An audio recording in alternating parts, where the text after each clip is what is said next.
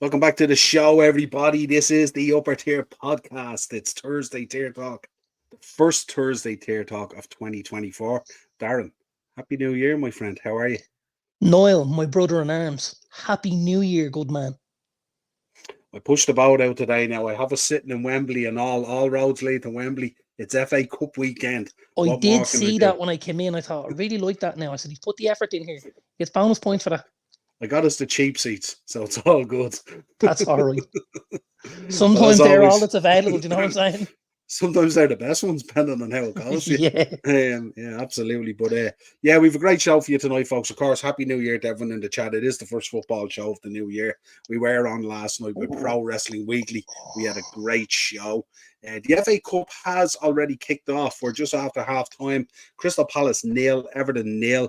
The only thing to update you on in the game is Eberiche SA, I think on 13 minutes, picked up a yellow card. It's been fairly shared of the spoils up till now, with Everton just slightly edging their possession in the first half. So Darren will keep you updated there as usual. Hope so. Colourful watch along. Hopefully, if I'm you just, can find it. I I'm couldn't just find it looking for anywhere. it at the minute. Yeah, absolutely. It's on Sky Sports, North Dublin. There you go. Let's talk to these guys in the chat first of all. Daz is in. Big up, Daz. How are you, my friend? Hope you're doing well. Morris is in. Any Mason Mount updates? Not sure, but we will have transfer news tonight. We're going to be talking transfer news. We're going to have an FA Cup preview, and we're also going to be talking our kind of passion, Darren, isn't it? It's the AFCON, baby. The AFCON is back, baby. One of few channels that covers it, and we're going to have a lot of fun this year again. It's our kind of guilty pleasure, really, the AFCON, isn't it? Always. There's no guilt is. involved. It's just a pleasure, Noel. Daz is in. That young lad is in the PDC Premier League. No, class, absolutely. That's right. Saying that. Zeno's in as well. Yeah, but before we get going on the football, I thought we would take a moment to appreciate what we witnessed last night. An absolutely stellar final in the darts. Hats off to Luke Littler. 16 years of age, picking up a check, 200 grand. Runner-up. I thought Luke Humphries was exceptional last night in the way he turned it around. He was faltering, and in fairness, Littler literally missed out on going 5-2 up, and then there would have been no comeback, I thought. But Humphries battled back. It was a sensational final. I said it throughout the 3 or 4 weeks that it was on. The scoring was unbelievable.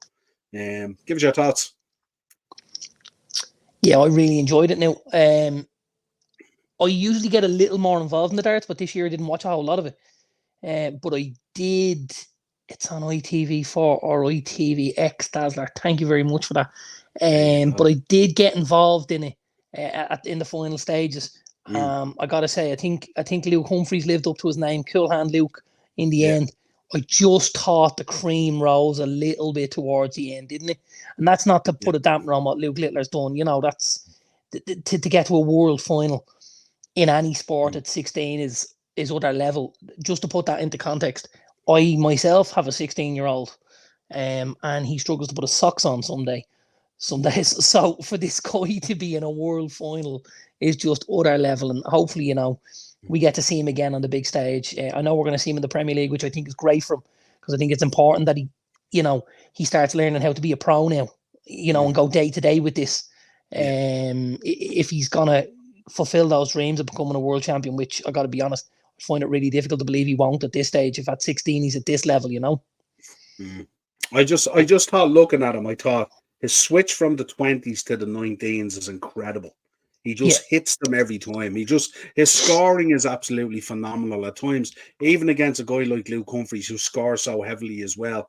But at times he even made Luke look a little bit ordinary at times. He was superb. And even from both of them, the checkouts from both of them and the combinations, I mean, they both took out 170 in the final. Both of them. There was a 142, there was a 122, there was multiple ton plus checkouts. And they just made it look so easy. Yeah. Humphries in the 2 legs where he checked out a 170, and in the next leg he had the chance to check out another 170 and he just missed it. Yeah, he just missed the ball. Yeah, so it was heavy duty phenomenal. Scoring. Different level, and it was like that throughout the tournament. So hats off to everyone who was in as well. There's just, I find when the darts finishes, it feels like the end to the Christmas holidays, doesn't it? It's Yeah, all about the darts, there's really, isn't a it? bit of So a cool. lull, isn't there? Yeah, absolutely. Yeah, it's a kind of it's that saddening kind of moment. You know that moment you get like on a Sunday when you're going back to work on the Monday, kind of thing. Yeah, but brilliant, and hats off to Bowden. Great final, great tournament, heavy duty scoring. Big shout out to Daz for giving us the channel there. Very, very good. Yeah, We're up and running now. Oh, there you go. Oh, unlucky. Eberechi Eze goes close there. Gives a little 1-2 down the right-hand side with Tariq Mitchell. Gets it back off him and drops the shoulder on the inside of the... sorry, it's Italian Klein, isn't it? Because Klein plays on the right. He drops the shoulder inside Braithwaite and hits one into the top bins. And the keeper makes a really good save and gets behind for a corner. There you go. Interesting. And we're off. What's the... Just meant to say, John, the FA Cup, what's the story? Do they finish tonight or do they go to replays? I think they go to replays. They do go to replays, do they? I'm not too sure. I think they go to replays. Yeah. No, it's replays, I think. Yeah, Morris is in after landing another big interview with CM Punk's lawyer. Is that Morris? Is that Stephen P. New, the guy who sponsors some of Jim Cornette shows and stuff like that? Let us know. Good stuff, though. Make sure, folks, check out Morris's channel, subscribe, and hit that bell notification button. Getting great guests on these days. As Mr. Kennedy on it. As Mr. Kennedy on it. Kennedy. Ian's all right, Morris. And Morris, do you know if there is an FPL for the FA Cup? I don't think so. No. If there is, the boys would be definitely doing it. Yeah, we would. We're big fancy football players. But I also think the lads need a little bit of time off for updating systems and stuff like that. And, you know, especially with the window and stuff. So as far as I know, there's not. Yeah, absolutely. Ian's in. I love watching reruns of Bullseye. It's classic, isn't it, Ian? Absolute classic. I love it. Nothing better than watching a lad in an apartment block winning a speedball. Watch along. Morris wants to know, Daz, Morris wanted to know where we potentially tempted to do watch alongs for the AFCON. Other than the obvious issue of the time difference, I'd say we would. And our lack of pronunciation and player knowledge, maybe. No. I'd be okay there now. I'm not gonna lie. I'm gonna big myself up. I'd be okay there. I'll test you tonight. I had a look at the slide tonight. You bring it on. Yeah, I'll let you have a pop at it as well. It's not easy. But I don't know. We might be tempted to do one maybe for the final or something like that and just have a bit of crack, have a few beers 100%. or something like that. Maybe do that. We'll see how it goes. Bit of crack. Get Morris on as well. He'll do it as well. Do you know what I have? I bought something the other day. Oh, they're out of reach. I bought something the other day. Myself and my good wife went to a new food place in Charlestown. It's called District 11. And it has a couple of different kind of fast food outlets in it. It has a Chopped and it has a Neat Pizza. And then it has a Buddy Cup. And it has a Hot Chicks in it and stuff like this. And it has a Flatiron as well. So loads of really good stuff on offer. Loads of great food, coffees, all of that stuff.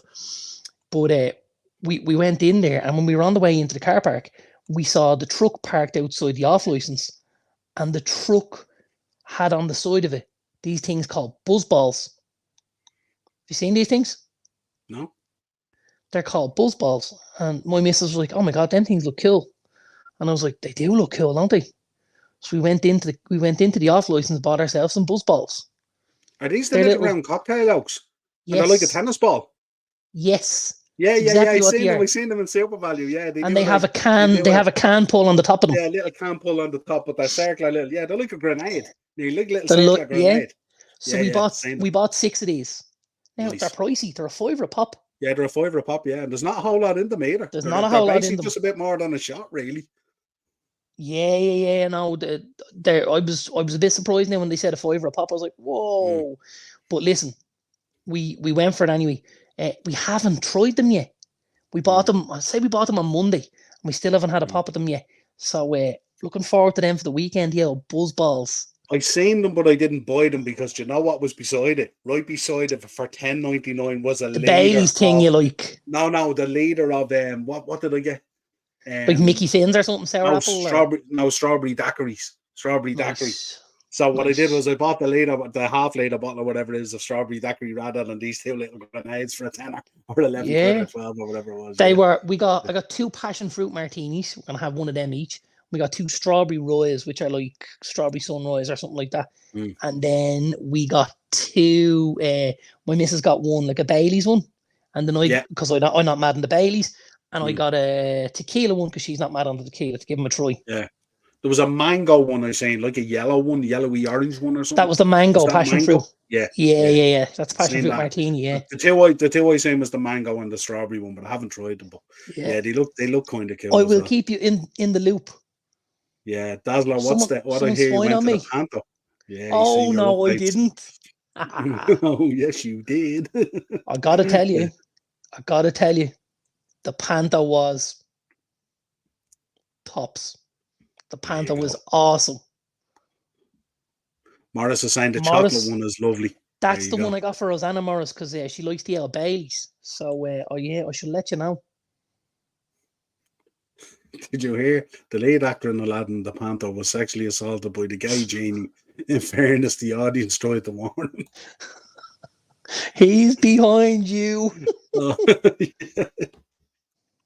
There's a big buzzball now. 1.75 litre, €35. What? What's that, about the size of a soccer ball? Is it? It's not like one of those goldfish balls. We're going from tennis balls to soccer balls. 35 notes. Morris, it's all about the volume, isn't it? It's all about them. 35 is a steep one, though. Mark, how you does? There you go. Ted Daz Reynolds. All good, folks. Let's start then. Let's get into this.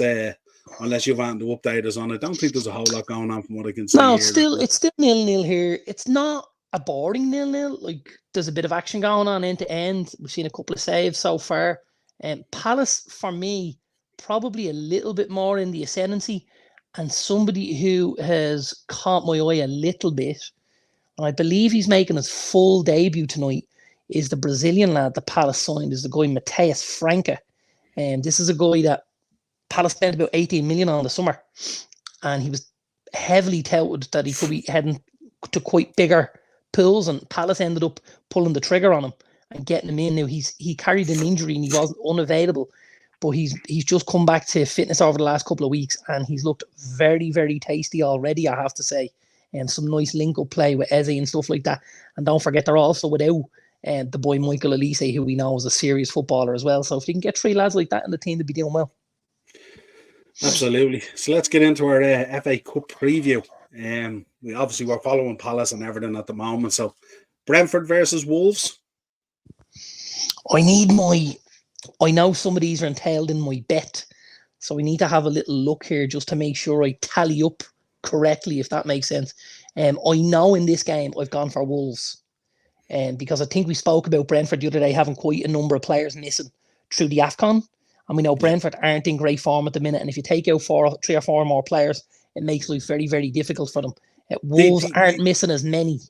The only thing I was thinking, I wonder, did the players head off or did they pull an Onana? Because Onana's staying until the Spurs. But Onana's the only player. Yeah, I don't know. I didn't get an update because they were asking questions about other teams today. You guys played on Monday night, right? Was it Monday? Oh yeah, no, our two boys have gone off. I know that. Yeah, but you played Monday and you had your 2 lads. Tuesday, West Ham played and they didn't have Ben Rama or Kudos. Okay, all right. Sorry, Kudos or Agard. Yeah, that's right. Yeah, sorry. Yeah. So I just don't know. Apparently, there was talk that they may or may not release him. Was because when United signed him, he had retired from international duty. Yeah. So they bought him with a view to him not going to the AFCON. And then when he was called up for the flying out. Yeah, apparently he's flying out the day before the first game. He's going to play. Apparently, he's going to play 2 games in 2 days. He's going to play on the Friday for us against Spurs, and he's going to play on the Saturday for Cameroon. He must be extremely concerned about his situation. He must be very good. Is there a fear of this Turkish lad coming in and lighting up the Premier League or something? I've said this. I have said this. I still can't believe this kid hasn't played a minute, man. Yeah. And they're talking. What's going on here? I don't know. These lads are just discussing their personal lives in the chat. So Daz is there 2-1 to Brentford. Yeah, I'm going the other way. I'm going 2-1 Wolves. And that's a little tip of the hat to my bet later. I have a huge bet for you later on, Noel. Huge, Cool. absolutely Big up, Henry. huge. Well, I'll have news for you later as well, because I'd want to be a huge bet for you to get any odds, because I was looking at it today and I threw my hat at it. I was wasting my time. I was looking at a 20-team accumulator just to win anything. It's crazy. Well, actually, would you believe I did 2 bets? I didn't do a first goal. I didn't do an anything goal scorer because with the AFCON, the lads that are out for the AFCON, and with teams making changes, it'll be very difficult to know who's going to play. So I didn't pull the trigger on a goal scorer bet, but I did 2. I did a straight accumulator and I did my accumulator, which was a result on both to score. And the one with my straight accumulator, I needed 6 teams in it to get any sort of odds. Any sort of odds. Yeah, it was very tough. I gave up. I can't come on here with 6 teams for a 4-1. I just can't put people through. No, it was tough. It was tough. Interesting. Now, my bet before that, though, I think my bet before that's a really good bet, especially when you hear the price. Yeah, see, I'd say between yourself and Mark, you probably have way more knowledge than me of like the championship and stuff like that. So I'm going old school when I look at that. I start picking teams that used to do well years ago and stuff that are now dusted at this stage, So see, I had a nice winner the other day. I had a nice 45-1 winner the other day, as you know, from the championship. So I spend a bit of time watching the championship, I have to say. Yeah, and thing about it, when you look back on the bet, it wasn't outlandish in any way. It was just a nice bet you'd put together. Yeah, there was only 3. There was only 3 parts to it. It was only a little treble, absolutely. 45-1 treble. It was delightful to have. Don't forget, folks, check out Henry's channel as well. By the way, I'll be on it tomorrow night at 8:00. I think we're doing a preview of the weekend's football. Lovely, good man, Henry. There's a couple of us on tomorrow night, I think, on Henry's channel.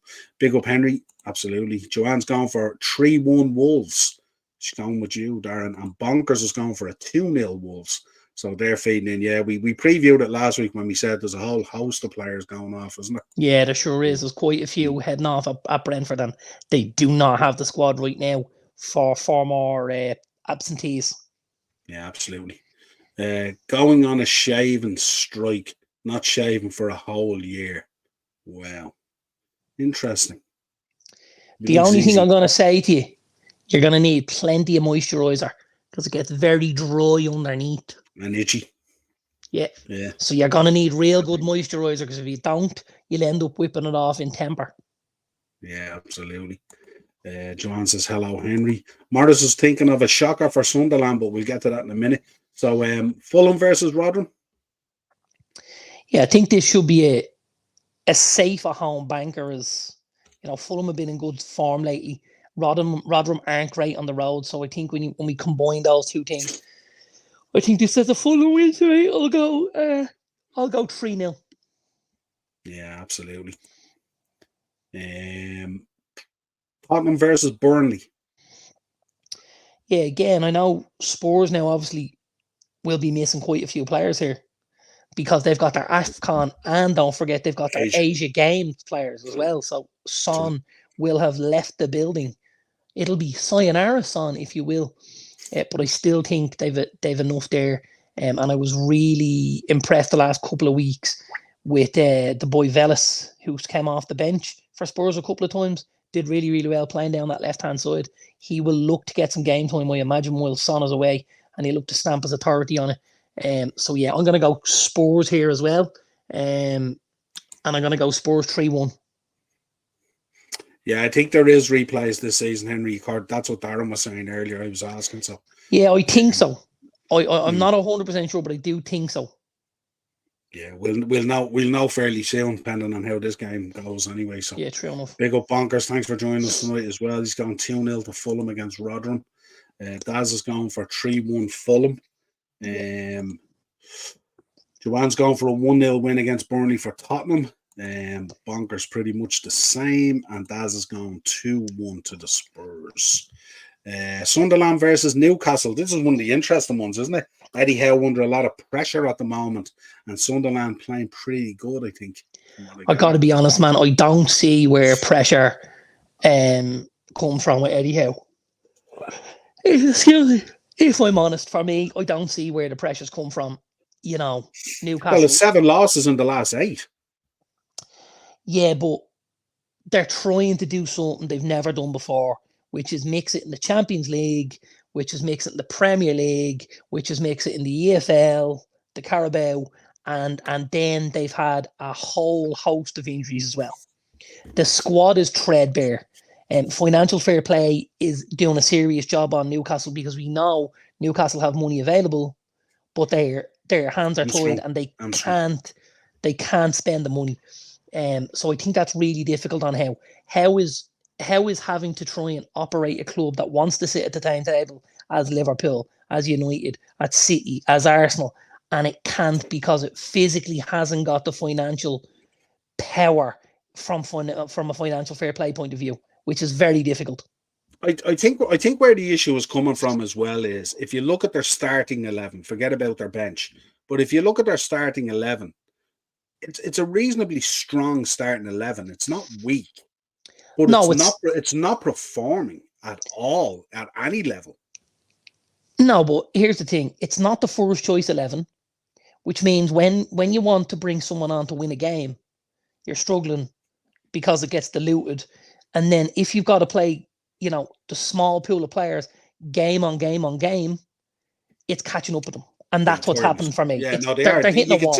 You can see they're banjacks. You can see they're banjacks, but it's just, I just think it wouldn't be me with this narrative at all. I mean, what I would be saying is it's beginning to get a bit concerning. That's all. But to be honest with you, if you watch the performances aren't that bad. You boys beat them 4-2 the other night. I think in parts I found them too open. I did find that. But at other times, I thought they mixed it okay. They went to Anfield. They played on the bounce and stuff. Yes. Yeah. And at Anfield, there's very few teams that are going to go to Anfield and not have to play that counter-attacking football. Yeah, but you're also when you look at the game at Anfield as well, you have to take into account. I mean, Dubravka could have been man of the match. He was man of the match. He was man of the match. 30 minutes, we could have been 3 or 4-0 up and stuff like that. Absolutely. We had our shooting boots on. If we had our shooting boots on the other night, to be honest with you, that Premier League record could have been in doubt. To be honest, because we were. I just don't necessarily think performance-wise it's as bad as the results are. Do you know what I mean? Yeah, Marky's looking forward to the Blackpool one. Sunderland, Newcastle. What are you going for on this one? I'm gonna go Newcastle. I just think they've a little too much cream for Sunderland. Now, what I will say is, if Sunderland can get a win here, that'll put Howe in trouble. Not necessarily based on the run results, but based on the fact this is a huge game. This is Newcastle's biggest game. It's the Tyne-Wear derby. This will not bode well for him if he can't get a win here.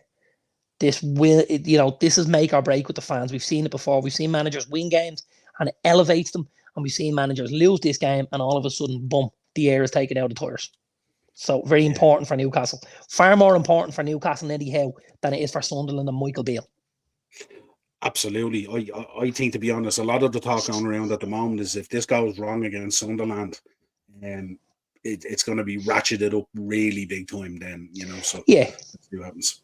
In a similar manner to had we have lost at Anfield, in a very similar way, because that snowballs and because it's your rival and because they're in your ear and all of and the narrative can be created very easily, which I think is wrong, but it is what it is, Yeah, I mean, you're probably saying similar things. We potentially probably don't agree with it, but you're probably saying we'll get to talk about it in the Arsenal-Liverpool game as well, because I have thoughts on that as well, and there will be a preview going out at the weekend for that game as well. So, Marcus, of course, on the Blackpool train as always.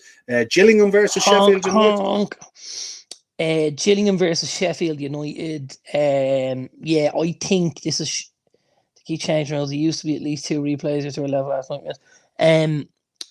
I think this is Sheffield United. I think they've put a couple of better performances. I don't think there's VAR in the FA Cup, as far as I know. I don't think it's game to game. I don't think you can have VAR if you're in the Premier League stadium and then not have it if you're in the Championship. But I'm open to persuasion on that one. The one thing I will say, though, is that a goal? Oh, good effort. Everton applying a little bit of pressure in the last couple of minutes. Dean Henderson's had to come and deal with a couple of things. Sheffield United's performance has been a little bit better over the last couple of weeks under Wilder, far more attacking, and even with playing that attacking football, they still haven't started to ship tons of goals. So it is possible to keep things tight, but be a little more progressive going forward. And I think we might see Sheffield United let the shackles off here and get 3 or 4. Yeah, this is kind of one that probably sets it nicely for the likes of McBurney and that, the bit of power and stuff like Yeah. that. Sunderland 2, Newcastle 2. Joanna's going similar. She's gone with a 1-1. The last thing Eddie Howe would want is a replay. My God, that's the last thing he'd need at this stage. Absolutely. Az is going 1-1 as well. So this is a pressure maybe evening out the quality of what's on display. So let's say it's going to. I'm going to go Newcastle 2-1, by the way, but I think they'll just get over the line for Eddie. Yeah, and Sheffield United, what are you going on that one, did you say? I'm gonna go 3-0 Sheffield United. 3-0. Clean sheet as well would be great for them as well. Yeah. Acers, Eddie Howe is a dead man walking. Morris was saying as well, I think this is we agreed with Morris on this point, not necessarily in terms of sacking them, but we did say that there would be stages to Newcastle's progression and that Eddie would take them a certain level and then they would have to up it then to move on to that next level. We spoke about that even when he was appointed. Well, I mean, I appointed him, don't forget, 3 months before he was appointed. I said Newcastle are going to go and get Eddie Howe. And I said that's going to be the stepping stone to get them to a certain level. And then I said they'll push Howe out the door and they'll go to the next level. And listen, we know that that's going to happen at some stage. It's more of a when, not if.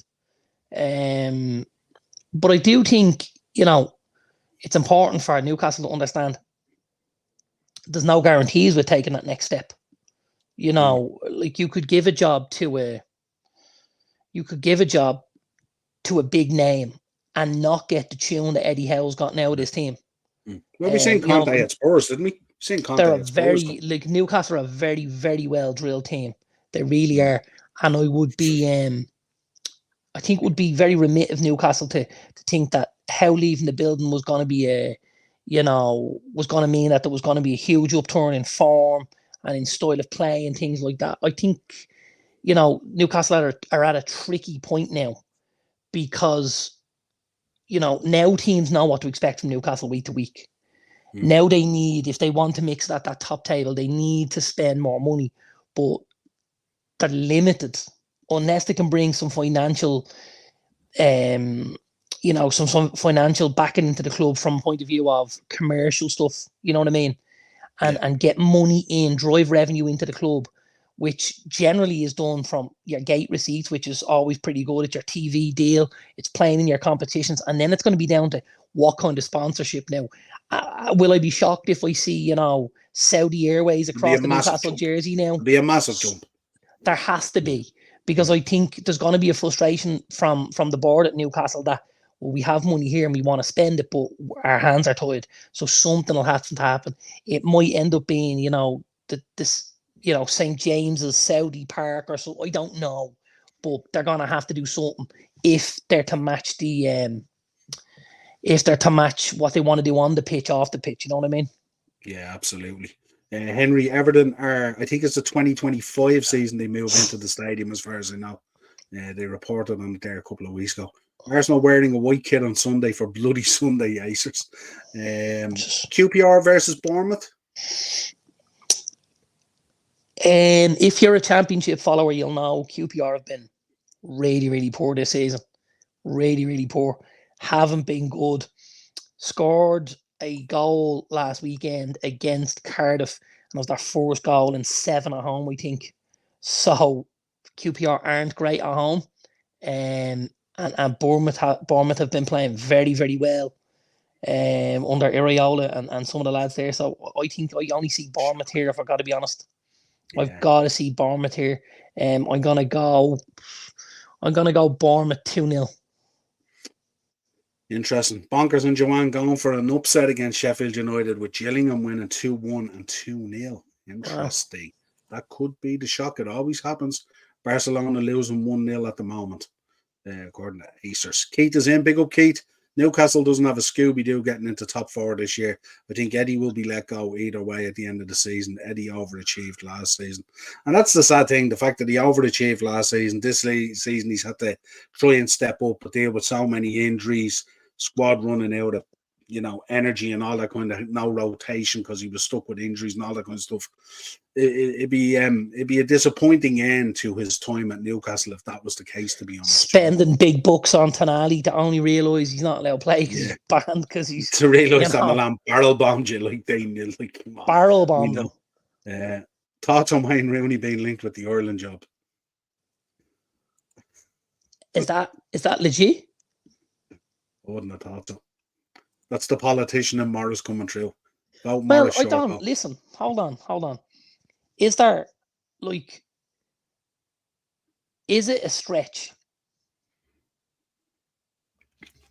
Well, if he wants to live in Liverpool and only have to jump a ferry every few weeks, right? Yeah? He has his finger in the Premier League pie.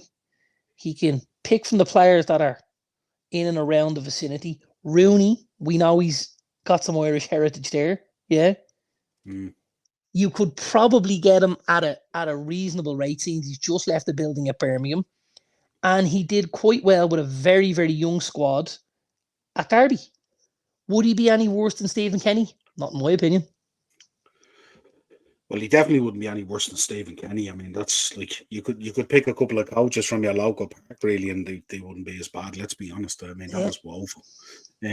What do you make of Keith here? Unai Emery to Newcastle as a replacement for How? How would you feel about that? So, at one stage, Emery was favourite for the Newcastle job. That's right, remember, yeah. And he didn't get the job. Not that he didn't get the job. He turned the job down. I think he wanted to kind of see how things were going to play out. I didn't see that. Is that legit as well? Don't know. Acers is normally way ahead, though, isn't he? Am I right in saying we have a red card under review here? Have we? I'm watching something here. Have a look. Yeah, no, you're right. Is there a red card under review? What's a high challenge or something? I'm just getting the update. They're not giving a red for that. There's no way they're giving a red for that. Stop, lads. We need to stop. If this is a red card, they are checking a red card for this. I'm sorry, this is horrendous. This is Dominic Calvert-Lewin. This is Dominic Calvert-Lewin coming back towards his own goal. Now he's up front, obviously, but he has his back towards goal, so he's coming back towards his own goal. He goes to hook the ball with his foot, and his studs are up. There's a challenge, but there's no contact made with the Palace player. Now, none. Absolutely none. The Palace player is round around the ground like he's had to been shot in the head, and he's going to look at it. You're shitting me up here. Stick with us, folks. We could be seeing a red card here. There's no way that's a red card, lads. Stop the lights, will you? Keep it. The referee's going over. Calvert-Lewin. Oh, lads, stop it. Stop the lights, will you? If he's gone to look, he's in trouble. There's no way that's a red card. But you know what images they're going to show him. Oh, lads. I'd be very surprised. There's no. He has control of the. He hasn't lost control. Please tell me Mark Hogan is watching this. He hasn't lost control. His studs are up, but he's using his studs to play the ball. Yeah. Yeah, but there's no challenge. There's no big slide. He has his foot here. There's no force. There's no force. And the contact is so minimal. What's he doing? Red card. No, he's not giving a red. Red card. As far as I can see. Or am I wrong? He's giving a red. Giving a red card. There you go. We need to stop playing now. We need to stop playing now. End the stream now. End the stream now. Is that legit? Oh my God. That is horrendous. Zane's in. How are you, Zane? Good to see you, my friend. Who remembers QPR under Harry Redknapp when they had and Steve Adel Tarapt? Do you remember what they called him? The Fez. And he was like playing FIFA street ball. He used to do things in the championship on his own. that like lads used to just stand and watch him. Adel Taarabt at one stage was unfucking playable. I think Like I'm old enough to remember. QPR Correct me, playing in the Premier League in about 92, 93. probably even a little bit earlier. I'm old enough to remember, was Les Ferdinand there at one stage? And he Big scored Les an was, absolute worldie against Hughes in a match. yeah, and we 30 beat them yard volley 3-2. or something. Yeah, Yeah, we against beat them QPR. 3-2. There you Would you go. believe? I'm Would you way before believe? saying I'm way before Corker. Would you believe? I've seen QPR play live against Liverpool at Anfield. There you go. And then imagine you took that wrong turn then up the motorway. I was a United fan while I was there with my jersey on, sitting in the cup underneath my zippy. Jesus. The zip that goes right up to the chin, like nearly with the Right up built-in to the snout. chin. Yeah. Yep. Maybe Rooney should have tried another American club after his DC United. Hard to turn down the Birmingham job coming back and stuff like that. And, you know, with the owners and stuff like that coming in, I think it was the right job to take. And I just don't think they give him enough time. I know the results weren't great, but I still think 16, 18 games isn't enough time for anyone to turn things around. The interview the other day was telling. I think he wanted out of the building too, to be honest. Maybe. Although coming into the window, you know that there's going to be money and funds available and stuff like that. Why do it then? Now, obviously, from a Birmingham point of view, we do it then because we want the new manager to have a say in what we're going to do in the window and blah blah. But it's difficult, you know. I don't think as well. I don't think the fans as well were over excited about Wayne Rooney coming in either. To be honest, so I think they were probably waiting for the opportunity. Unfortunately, you know. Bit sad, like that the Birmingham fans didn't appreciate Wayne Rooney. You know what I mean? That is. They appreciated Robbie fucking Savage. Yeah, absolutely. He's just gone close there. Who's that? Is that Jeffrey Schlupp? Turn around with you. Palace has just gone close there, edge of the box. I think it was Jeffrey Schlupp. Gets the ball out of his feet. No, it's not. It's the kid Amada. Gets the ball out of his feet and whips it with his right foot across the goal, and it's arcing into the far corner. And it just, because he's right-footed and it's from the right-hand side, it bends away from the goal instead of into it. Very close there. 82 minutes on the clock here. Beto came on as well for Danjuma as well. So Beto's just come on for Danjuma because obviously Beto needs to replace Calvert-Lewin, who was sent off. I gotta tell you, like, but 1 to 10, how much is that a red card? Like, it's fucking -11. Like, I can't believe they've given that. That is a shocking red card. Is anyone else watching this game and agrees with me? Please tell me in the comments, will you? Stoke versus Brighton. That's reckons yellow at most. At most. It's a terrible fucking decision.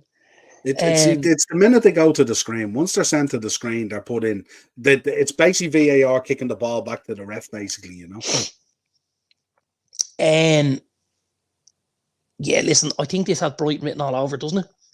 Yeah, I think this has Brighton written all over it. Stoke, again, poor form. Stoke have been in poor form. They've had flashes this year, but they haven't sustained a challenge really. Brighton will get over the line here. I'll go Brighton 2-1. 10-man. Everton should have just taken the lead.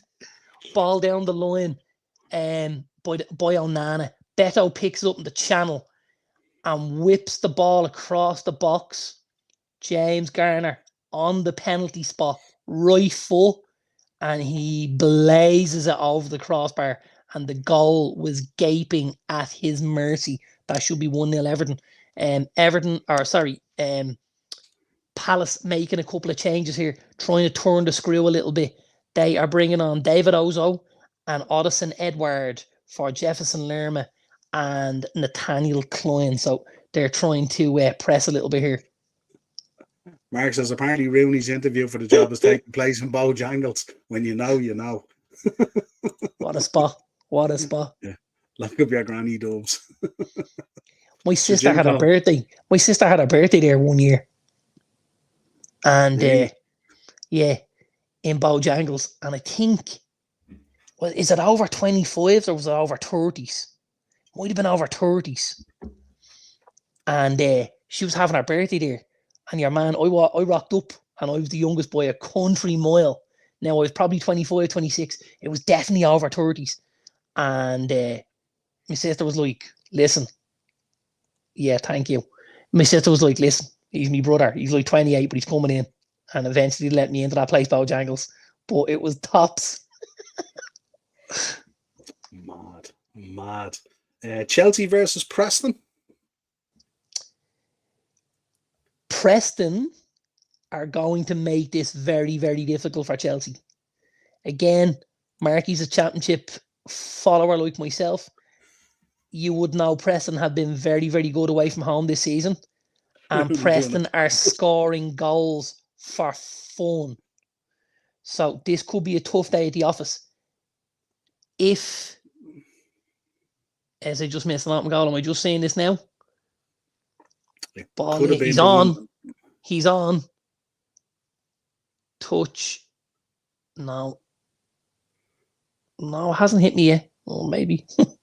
It might have been. Oh, no, sorry. Let's go block there. Tarkovsky. Where am I going to? I think Preston could be the toy in the round that everyone's looking for. The upset. I think Preston could be the toy in the round because I think Pochettino's going to make some changes to try and get lads games. And I think Preston have a spin here. Darren, what's your most heartbreaking transfer from your club? For me, it has to be Robin van Persie having one good season at Arsenal, then going to United to win the league. Fergie masterstroke. He hardly had one good season at Arsenal, Morris. Jesus. They're really stirring there, pal. He had to go and get a trophy for himself, didn't he, really, in fairness? He was never going to win one with you boys. You had no bottle. It's the Michael Owen effect, isn't it? Yeah. Heartbreaking transfer. Do you know who my most heartbreaking transfer was? Niall, you know this already. You know who this is already. Has to be Beckham to Real, no? Has to be. That would have broke your heart. Niall, I was heartbroken. Well, you know how bad it is, don't you, when the rest of the league and all your rivals are celebrating it? Because he was a heck of a baller. I had a heavy heart that night, now. Do you know what my most heartbreaking transfer was? It was taking that money we got off Torres and spending it on Andy Carroll. I have to say. Now, we've had some bad players that we brought in over the years and stuff like that as well. But did you not also buy Suarez as well? Yeah. You shipped Torres out and you bought Suarez and Carroll, no? Did we bring them in at the same time? I'm pretty sure you did. Do you remember Torres getting out of a helicopter and all the Coven? With his £50 million move. That was the best 50 million you've ever got, by the way. He stayed fit for one full season at Arsenal, then jumped ship. What a baller. Joanne's going for a 2-0 Preston win over Chelsea. I think this could be where the shot comes. Yeah, interesting, Keith. Owen didn't come to us, though. Don't forget. Mark says, my transfer was Wayne, the City fan, left the upper tier and went to St. John Claus. Yeah. This man's as sharp as a button tonight, isn't he? Sharp as a button tonight, he is. Absolutely. Oh, I love him. Loving that. Mark's the winner tonight, absolutely. Big Andy came in January. That's right. Yeah, but Torres left in January. And Suarez came in January as well. Did he come in? He did actually. He did come in January, didn't he? I think, yeah. You had one out in January and you had two in. 100%. What score did you give me for Chelsea and Preston? 2-1 Preston. Okay, interesting. Now, I'm hanging me hat on that. That's a big shout, yeah. Yeah. And I don't take that mildly, and I certainly don't do it just to aggravate Chelsea fans. I'm not that kind of guy. Middlesbrough Villa. Yeah, Middlesbrough are actually part of the bet that I got up last weekend. I had Coventry and both to score at the Riverside last week. Middlesbrough's home form hasn't been great. They're struggling for goals. Villa, on the other hand, have been scoring lots of goals. I see this as a Villa win. I don't think it'll be, I don't think it'll be a beating, but I think Villa will nick it. And I'm gonna go 3-2 Villa. Yeah, Joanne's reckoning have a bet on Preston. Should be. Yeah, I think they're a good price. 9 minutes added on. Daz is saying 9 minutes added on in the game. Yeah, so. they've just put the board up there now. Somebody has just gone off on a get in. Oh no! Who's that? Jack Harrison. Everton obviously down to 10 mil and lumped the ball up the pitch. And one of the Palace boys goes up. Now, do you know who it is? It's Tarkovsky wins it. It falls to Gahey, and Gahey heads down to the penalty spot, and the ball is flushed onto Jack Harrison's right foot, and you're just waiting to see the net ripple. And the only thing that rippled was the moon because he skied it out of the fucking park. It's still on its way. So that's a passing by Elon Musk's car doing an orbit and something like that. Jesus Christ. Boris wants to know, is there any channels doing previews for the Preston game? Oh, no. I'm gonna just have a look here. One of the Everton lads just went off on a stretcher. It looks pretty bad. Jesus reckons he just broke his left ankle. Yeah, he may have. Oh no! Is it Dwight McNeil? It might have been Dwight McNeil. Which would be really, really poor if it was Dwight McNeil. It is Dwight McNeil. Aye. Ex-Man United, ex-Burnley, really good lad. Has been playing very, very well for Everton. Yeah, I've seen him go off on the stretcher, and they put him into some sort of a boot straight away. He's going down the sideline and he's on oxygen. Doesn't look great. Season over. Yeah, that doesn't look terrific, if I'm honest with you. No, not good. And a really important player for Everton as well. Been very good, very creative, scored a lot of goals and created a lot of chances so far at Everton this season. Been one of the main reasons why they've been able to drag themselves out of that relegation battle. So, Man City, Huddersfield. Yeah, Huddersfield haven't been great this season again. They've been poor.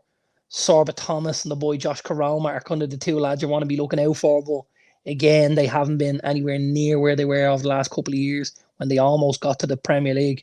I expect to see Haaland this weekend. I think we'll see him if it's only half an hour, but I think we'll see him. And I think City will score 3 or 4 here. I'm going to say 4-1 City. Yeah, Bonkers going for a 5-0. Joanne thinks a 2-2. Big shout, Joanne. Big shout. I don't think so. I would love your opinion on this, Keaton. I think the manager of the year shouldn't always go to who wins the Premier League title. I 100% agree with you, Keith. It should be given to the team who has overachieved or escaped relegation. I am in absolute agreement with you. I think it's very easy to give it to Pep Guardiola with his fucking £1 billion squad. And I don't say that lightly because, he still has to win the league and I get that. But so for me, and if we talk about what Keith's talking about, if Everton stay up this season, give it to Sean Dyche straight away. Yeah, well, I think last year we both agreed that we thought it should be Eddie Howe from where he brought Newcastle from up to third. Yeah. So that's where we were thinking in it. So we totally agree with you. Now it depends on how the season goes. If a team goes and wins the league and they're like if Arsenal were to win the league this year, or if Aston Villa were to win the league this year, you'd be hard pressed not to give it to Emery or something like that. Of course. But it is also different when a team wins it who is an underdog and maybe hasn't won, 4 of the last 4 titles as well. Do you know what I'm saying? That's a bit different as well. Yeah. Anybody that could win a league title over the likes of a City and a Liverpool right now would be a candidate for me. Yeah, absolutely. Yeah, but the points tallies over the last few years has been colossal, so it's hard not to give it. Yeah, and I suppose it depends on what title race you're in. Like if Man City go top of the league in say September and they stay there right through the whole season and win it by a country mile, then it's a different conversation than if like you're in a really tough title race and you win it by a point or two, battling for it and stuff like that. So there's a lot of parameters to it. 100%. Forest versus Blackpool. Yeah, I don't think Marky's going to enjoy this, if I'm honest. I think this is going to be a tough day at the office. Now, I know obviously Forest are going to be without quite a few players because of the AFCON. Blackpool probably won't have the same issue. It was a huge result for Forest last weekend, beating us. But I think they fully deserved it.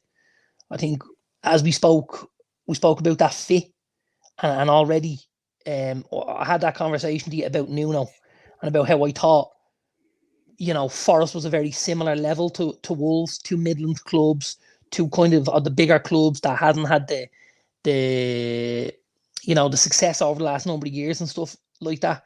And gone in with good squads and got them to kind of overachieve a little bit. I think Nuno's going to do a really, really good job at Forest. I really do. And I think, unfortunately for our boy, the resident referee, I think I'm going to have Forest in this, and it'll be 3-1. 3-0, 3-0. 3-1. Go on, 3-1. 3-1. Yeah, Joanne went 3-0 and Bonkers. Yeah. Bonkers went for a 2-1 to Blackpool. Interesting. So there's some You interesting. are going bonkers there. West Ham versus Bristol. Oh, good clearance. Not getting away with that one, is he?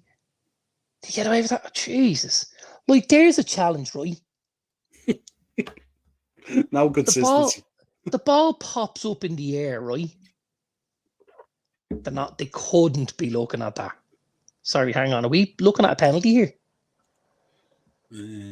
I haven't seen anything anyway. Are we looking at a possible penalty? No, we're playing on now. Thank God for that. We're playing on. Yeah, no. We're playing on. There was a ball there. The ball popped up in the air, and the boy Will Hughes off Crystal Palace was in the Everton box, and he raised his foot high to control the ball. It was far more dangerous than what Calvert-Lewin did, and they allowed him to do it and keep playing, and he actually had a shot blocked from it. No sense. Makes no sense. Weird. Where do we go here? West Ham and Bristol. Yeah, West Ham are in good form at the minute. In really good form. Missing a couple of players. Obviously, the boy Paqueta is injured. Ben Ram has headed off on international duty. So has Kudos, and so has Agard. Excuse me. So has Agard, but I still think they have enough in the tank here. Bristol have been okay this season, but it will be a huge shock to see them knock West Ham out at the Olympic Stadium. Oh, screamer. What a save. Eberechi Eze out on the left-hand side, picks it up, cuts inside. Is that arcing in? That's a top save. Hits one. It might not be going in. He's about 25 yards out and he arrows it into the bottom corner. And it takes that little skip in front of the goalkeeper, which always makes it more difficult. And as it skips up, the Everton keeper goes full stretch, left hand, and pops it round the post. Palace pouring it on at the minute. Palace absolutely pouring it on. If anyone's going to score, it looks a little more likely to be Palace. Obviously, Everton down to 10 men, but Palace in the ascendancy here. Probably about a minute and a half left, I would say. 2 with a push.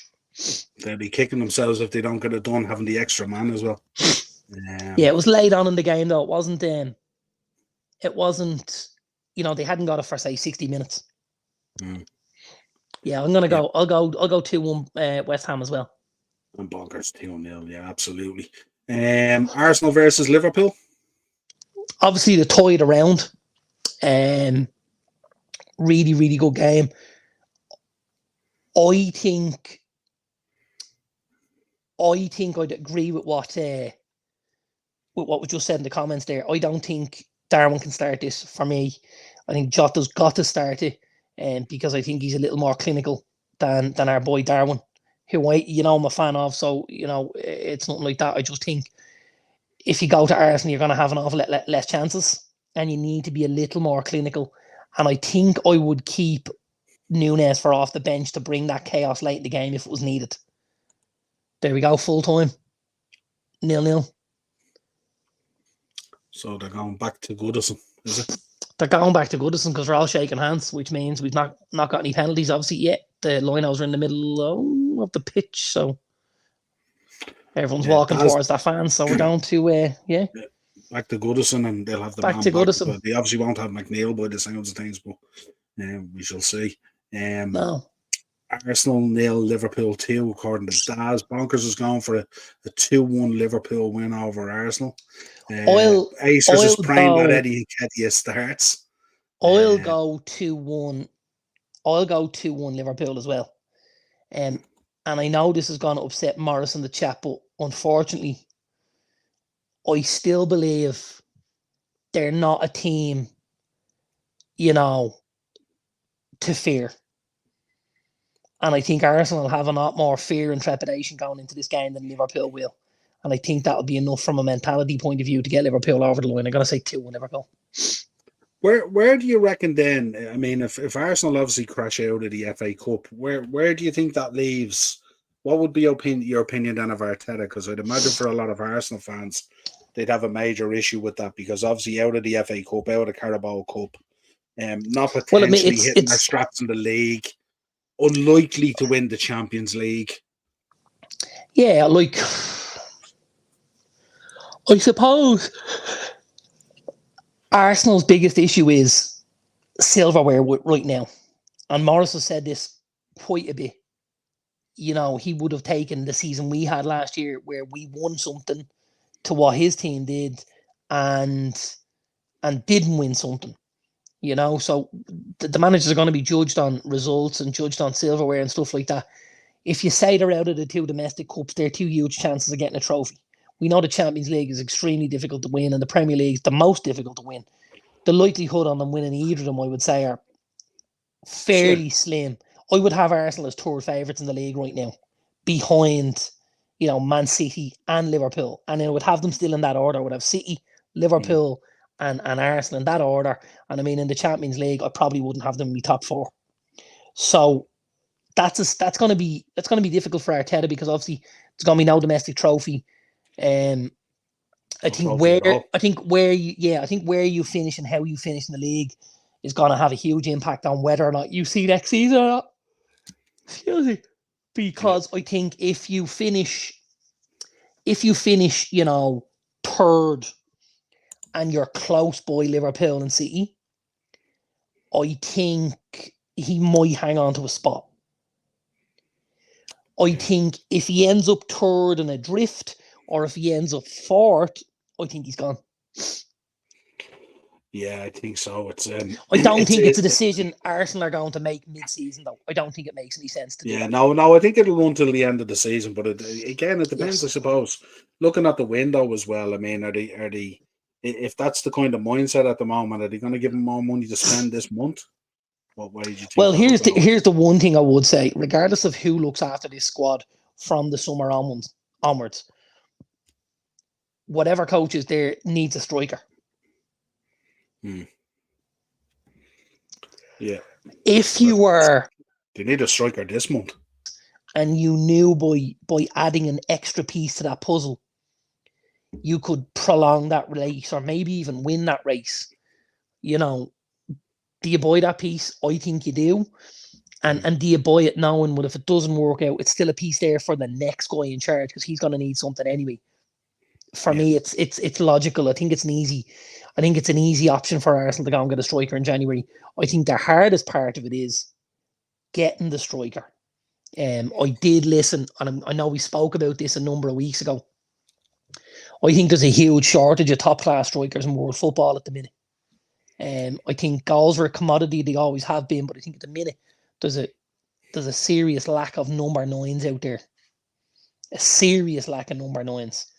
And that's why, because, don't get me wrong, I do like the boy Ivan Toney. I think he's a really good footballer. But, sorry, I just said that while the William Hill ad was on. I don't know why that happened. But what I will say is, I don't think if there's a plethora of strikers in the league, people look at Ivan Toney. I think that he's looked at based on how poor the competition around him is. And you know, that's not to say he's not a good footballer. He is. But I don't think, you know, when you talk about guys like Luis Suarez, Michael Owen, Ruud van Nistelrooy, Robin van Persie, guys like that, really top strikers, he's not in that category at all.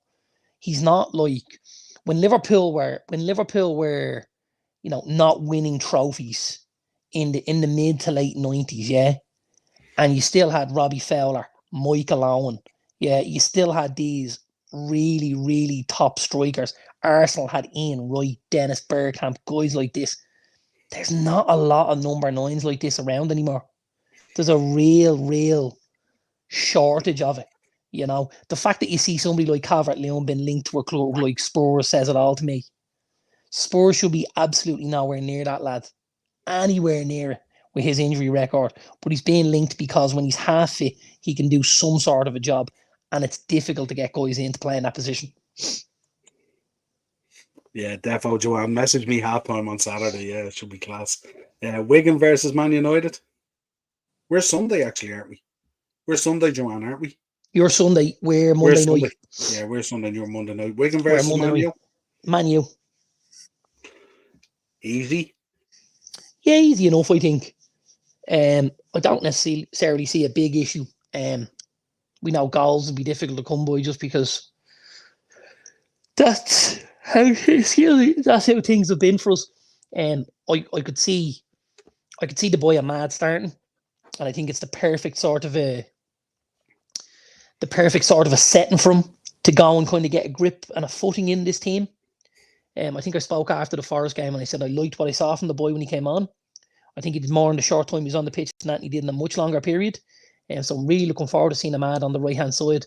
Did a great job there for Sunderland. I know it was a different level, but he's also got a different level of player playing around him. So I think him taking a step up, it should be big for us in January. I really do. And I'm gonna say Ahmad gets his goal on Monday night and United go through to the next round. And I'm gonna say 3-0. Interesting. Good result though. Especially away from home. Martial re-signing. I don't know. He was coy on it today, wasn't he? In the presser, as far as I know. He confirmed Hannibal, Lindelof, and Wan-Bissaka have signed extensions. Their options were taken up, and talks remain for Varane and Martial. Interesting. I'm hearing via Twitter now. Great L technology, lads. I'm here via Twitter now. Oh, he's watching us on Twitter. Okay, yeah. Sorry about that, yeah. 3-1 United, according to Andrew. Big up, Andrew. Happy New Year to you as well, pal. Ahmad scored for Sunderland v. They're just discussing the red card. I'd love to hear what they're saying. I have my TV muted. I don't know when I'm taking my earphone off if I have my television. Yeah, I wouldn't have thought that would have helped anyway at all.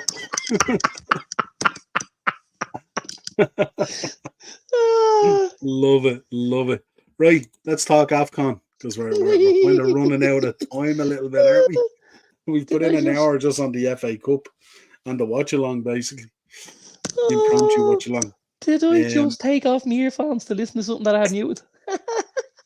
Tell it. Yeah. Happy Thursday. Taking off your earphones to see something.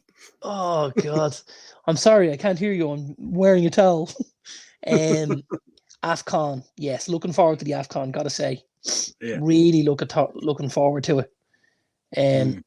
Do you think it's strange that they put Equatorial Guinea and Guinea-Bissau in the same group? I think that's strange. That's asking for trouble if you're talking to me. Yeah, you would have thought they'd be in separate pots and that. You sure would, wouldn't you? Yeah, you absolutely would. Now I have to be honest with you. Although I do look at the way it's panned out in the groups as well, and there must be a little bit of feckery in it, is there? When you look at the way they're spaced out and stuff like that. Oh, listen, I'd say these lads are looking at the numbers, pulling them out, going, "Will we put Senegal with Cameroon?" Yeah, fuck it, go on. Oh, okay, yeah, 100%. Yeah, absolutely, yeah. We'll run down through the groups. I mean, obviously it kicks off on the January the 13th. The Ivory Coast are hosting it, as people know, for the second time. Yeah. And obviously they kick off against Guinea-Bissau in Abidjan. These stadiums are down below, folks, the different Yeah. stadiums, the 6 stadiums that involved.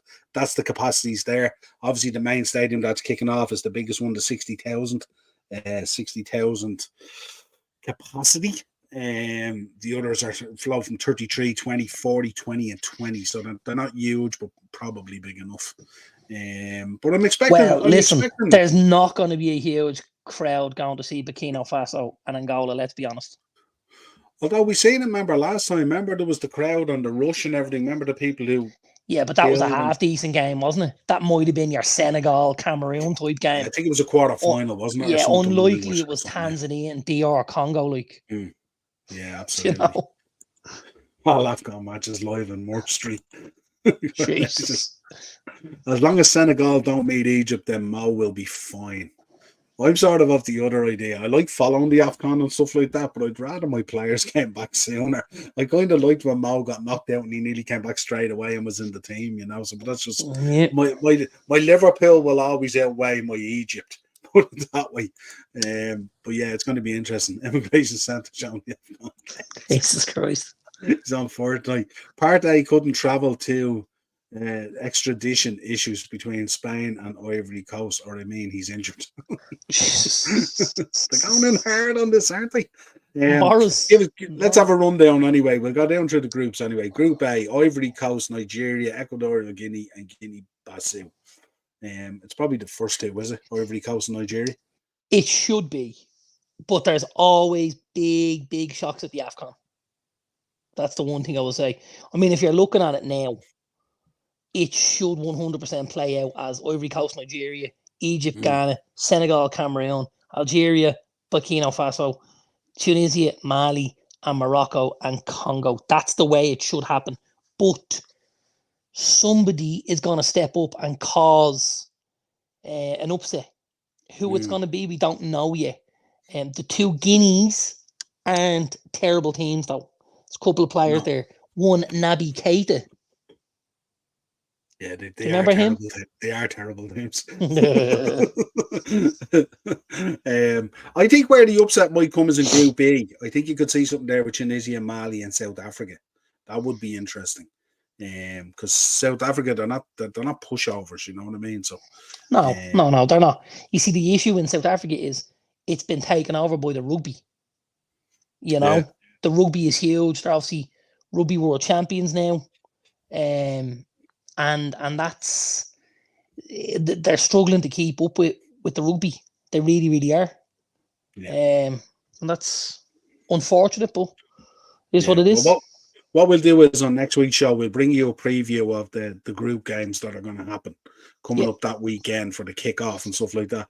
And also, I've picked up a number of images of some very interesting jerseys down through the years in the AFCON, including, if you would remember, the Cameroon sleeveless one. Yeah, I knew you were coming at me with it. So I'll knock up a few on the slide, and we'll have a bit of crack next week looking back at some of the kids. Some of them are really nice, actually, believe it or not. Some of them are real old school, but look really cool. But some of them, Cameroon sleeveless. I think I mentioned it last week. A lot of Puma jerseys in here, right? Yes. Yeah. A lot of Puma jerseys in here. From what I can see there, Ivory Coast, Egypt, Ghana, Senegal, Cameroon, Algeria, Tunisia, Morocco, they're all Puma. Yeah, well, it's no surprise, is it? But yeah, so that's the way it's broken down, folks. It's just a quick update on. I mean, next week we'll really get into it. And we'll have a look at the matches. And who you tipping? Give us an outright and give us a dark horse. Pardon the pun. Dark horse for me would be Ghana. And outright, I'm thinking Morocco. I think Morocco might build on their World Cup. Okay. That's who I'm thinking aloud at the moment. I mean, obviously, you have Egypt and Senegal there and all that kind of stuff, and also. Yeah. And I wouldn't discard Nigeria either, but I think Morocco, who had such a really good World Cup, and I'm assuming they've built on that. And I think that they'll only have improved from their outing at the World Cup. And I think you could see a very strong Morocco showing in this AFCON. So that's who I'm thinking. And then the outside one, as I said, I think Ghana. I think they have to bounce back, Ghana. I think they were very disappointing in the last one, weren't they? They fell away short of what they should have, and they have some very, very good players. Yeah. So I think we could expect big things from Ghana in it, and I'm thinking Morocco. That's my thoughts at the moment. I'm gonna go with you on one and against you on the other. Yeah. I'm gonna go Morocco, as you said. I think we all enjoyed Morocco at the World Cup. I think Morocco will put their best foot forward here and go pretty close. And I'm actually going with the hosts, the Ivory Coast. I think home advantage at the AFCON can be huge. Yeah. So I'm going the Ivory Coast, and Morocco is my two. Yeah, no, I actually think, am I right in thinking that Ivory Coast are going to be playing their games in the top two stadiums, which are the biggest capacity? I think most in of the their top games one, are I going to be think. played. Yeah, I think maybe they only the top play one unless well. they lose a game and then they go to small. But I think most of them are the 60,000.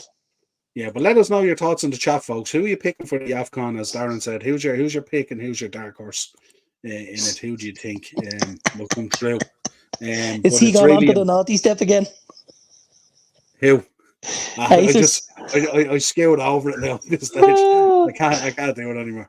Are we hoping Salah comes home early? I wouldn't like to wish it that way at all, because I always want Mo Salah to be successful wherever he's playing. But I wouldn't be too upset, let's say. What he does for Liverpool for me is so much more important to me than what he does for Egypt. Got to be honest though, the big thing. Sorry, what channel will the AFCON be on? Eurosport. Eurosport, yeah. And the coverage was brilliant last season as well. The coverage is very good. Yeah. The one thing I will say, and the one thing we all have to be very, very careful of, is the pitches. We want to see. I don't think so, but maybe we're wrong. But don't forget, the pitches are terrible. So what we're looking for is lots of players back fit, and we're trying to steer clear of injuries, because that would be really, well, this really might be different now because this is the Ivory Coast that's hosting it. Won't make any odds because it's climate related rather than anything else. Yeah, but I'm thinking in the Ivory Coast. Am I right in thinking there's a bit more wealth there? I don't think it'll play a huge part. Yeah, we shall see. Interesting, but I mean, you would imagine if you have a 60,000 seater stadium, you would imagine that there's going to be a certain level of quality to that. I would imagine. But it'd be interesting. We'll have. I'll see. Can I get some pictures of the stadiums as well for next week as well? I'm actually just doing it as you speak. Right. Yeah. How are we looking? I'm just hang on. If I could spell it, it'd be handier. Daz is going for Egypt to win. Winners Egypt and runners up Senegal. It's always kind of in around that as well, but surely it has to change up. I just won a fake taxi competition on Twitter. I was mad for this stuff. BBC and Sky airing the AFCON. Henry said BBC very good. BBC is always good coverage of a tournament. Here's what I will tell you. And as always, fabulous stadium. Yeah. Yeah. Look at that. Isn't that an absolutely beautiful stadium? Yeah. So that's the 60,000. That's the top one. The Alassane Ouattara Stadium in Abidjan. Now, again, it's got two things which a lot of African football stadiums have. Can you name me the two things?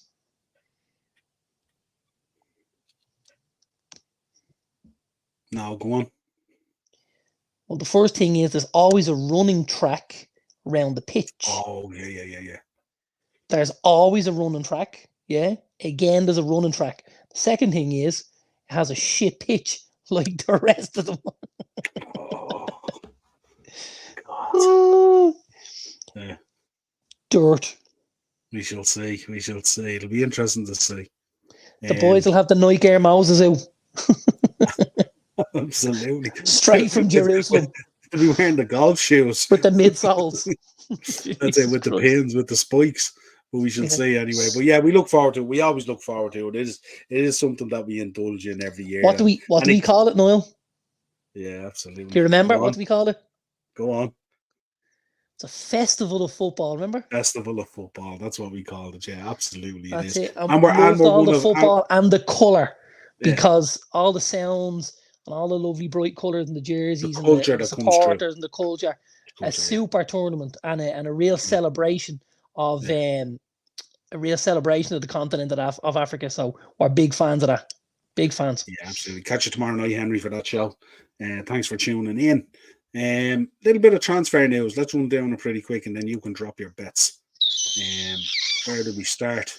Jadon Sancho off the Dortmund, apparently on loan. Bye. Fair enough. This is the second January in a row we're getting rid of a disease. We got rid of Ronaldo last January, and now we're getting rid of Sancho. Can you imagine Sancho going back and just balling out though? It'll just be. Listen, he's going into a good Dortmund side. It might happen, but if he hasn't got the right head to play at a big club like Man United, like the fact they had to trick him into getting there on time, that says enough to me about the guy. I don't need to know a lot more. I don't need to see him play at other. I don't need to see him, play in other leagues and think, oh, we could take him back. Good luck to you. Good riddance. If you're not good enough at our level, bye-bye. Maybe he's never late for training in Germany. Are Germany an hour ahead, or what's the story? They must be 2 hours behind. Yeah, something like that. Firmino coming back. Looks like he wants to come back into the Prem. There was talk of linking him with Sheffield United. I read the other day he was at Anfield the other night for the Newcastle game, him and Fabinho. I did see him in the crowd the other night. I did see him in the crowd.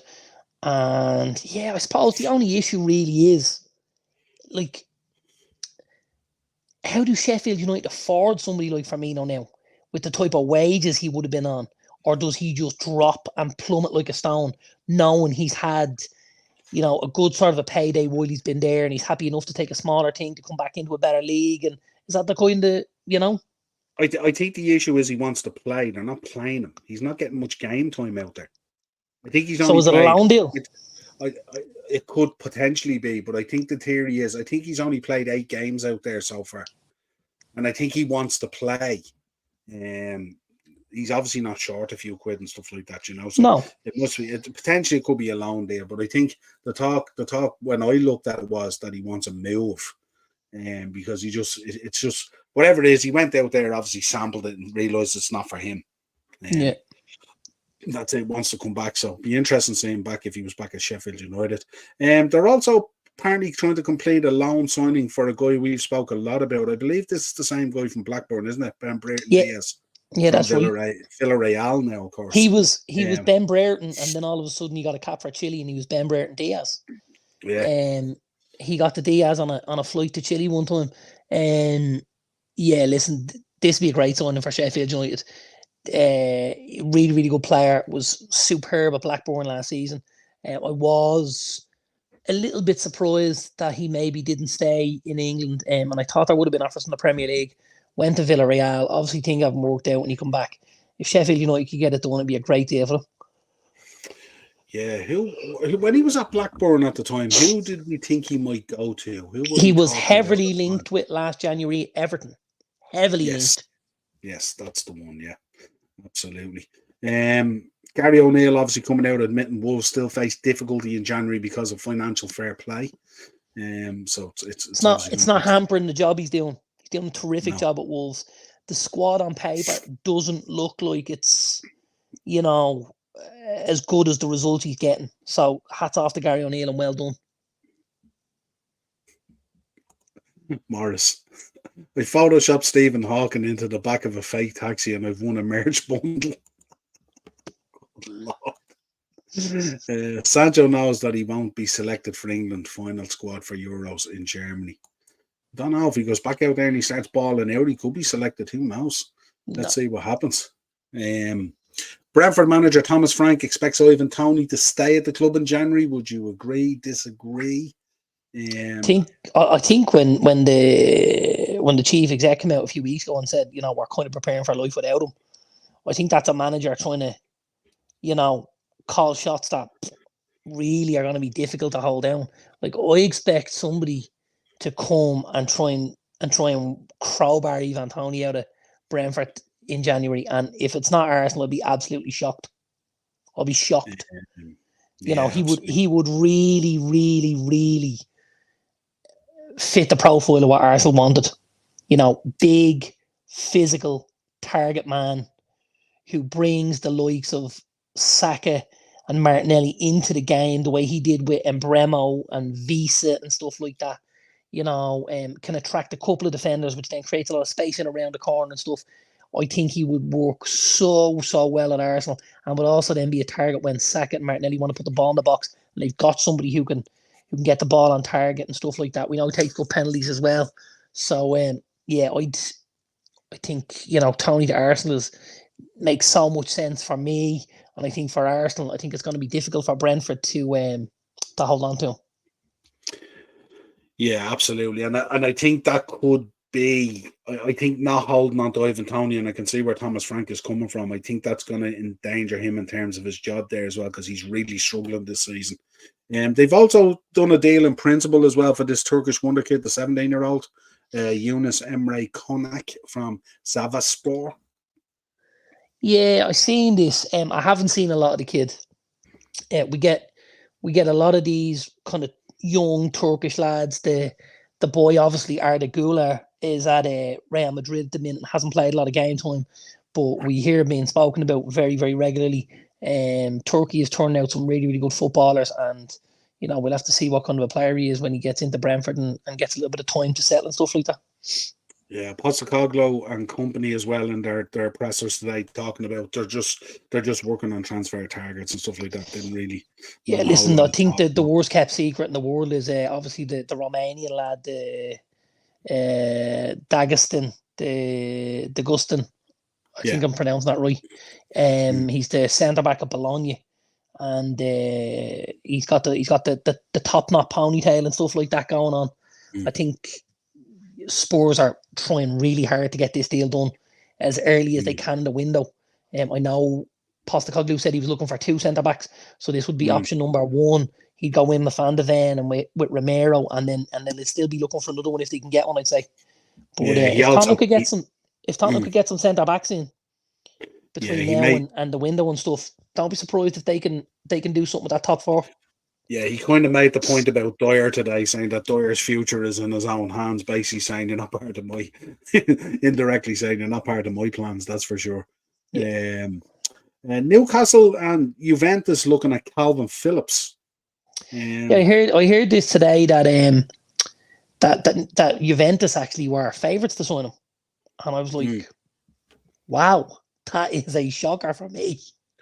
That is a shocker that Juventus will think, that was the way to go.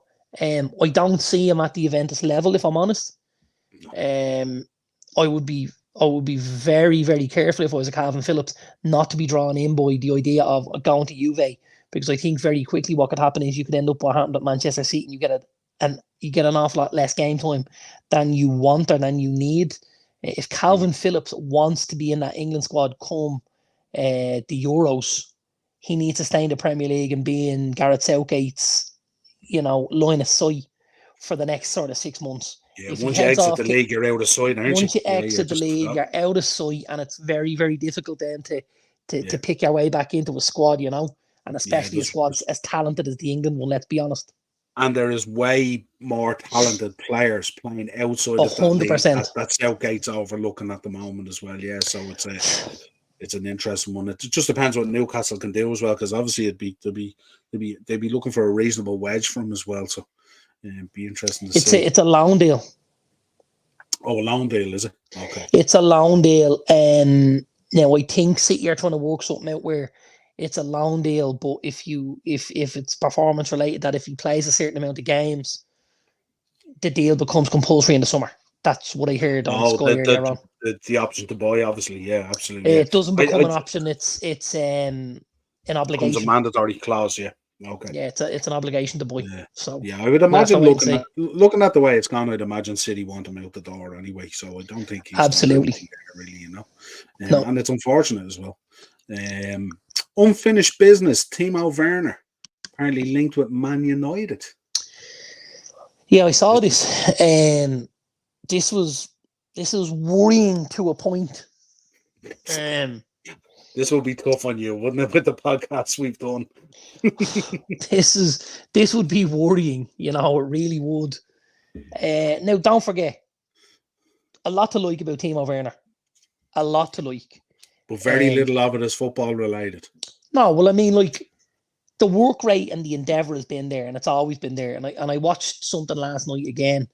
I think it was Sky, and they were talking about him, and they were like, when he was in the Premier League, about 80% of what he did was unbelievable. But the last 20, those things that were judged on, the assists, the goals, the contributions, the XG, all of that, just weren't at the level. He started 4 games so far this season and scored twice for Leipzig. Now, again, if he's only started 4 games, and if he's only scored 2 goals, 50%. why are we looking at him? Why is there a conversation? Now, I completely understand our hands are tied from a financial fair play point of view. I get that completely. But, like, I would much prefer to see, an Amad Diallo get 5 months of game time than bring a Timo Werner in and see Diallo drop down the list again.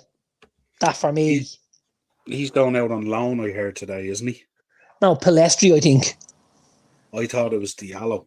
I don't know. No. Palestri's been heavily linked with moves out on loan, and I think it'll probably happen. He seems to get more game time for Uruguay than United, which is mental, but it is what it is at the minute. But I think Diallo will stay unless after him having. He had a great season at Sunderland, but he came back and he got that injury. And unless after having the injury, you just want to get him 5 months of game time. If they do, I know there's plenty of clubs that will sniff around and will try and take him. And it will be good for the boy. But for us, I think we could probably deal with having him there. And especially if Palistri leaves, you need somebody to go in on that right-hand side when Anthony's not playing to the level that we like him to and stuff like that. So I'd be keeping the boy Diallo again. I think he did more in the 20 to 30 minutes he was on the pitch than he did in the 460. Unless, as you've said before, maybe you're preparing for your Greenwood return. It's not going to be in January either way, though, is it? No, not in January. But again, if you're sometimes I find if you're hamstrung financially or FFP in January, you're nearly better off not doing anything. Because 9 times out of 10, what you tend to do tends to make it even worse. There's not a lot you can go wrong with loans, and we know that's all we're in the books for, really. Sancho's going to leave, and there's going to be a loan fee, and Donny van de Beek is left, and there's going to be a loan fee there as well.